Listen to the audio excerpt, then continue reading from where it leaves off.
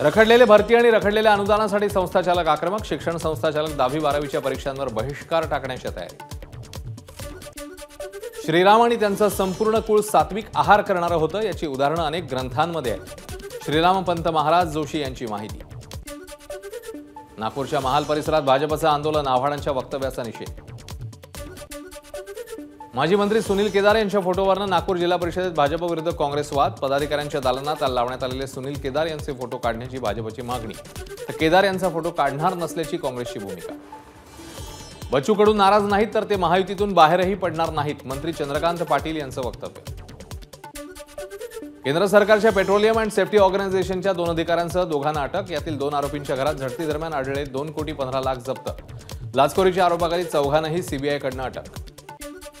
चंद्रपूरमधल्या कृषी महोत्सवात नाराजी नाट्य. निमंत्रण पत्रिकेत नाव असतानाही बोलू न दिल्यानं आमदार किशोर जोरगेवार यांची नाराजी. खासदार भावना गवळींना आयकर विभागाची नोटीस. महिला उत्कर्ष प्रतिष्ठान संस्थेतील 11 कोटी रुपयांचा हिशेब देण्याचे आदेश.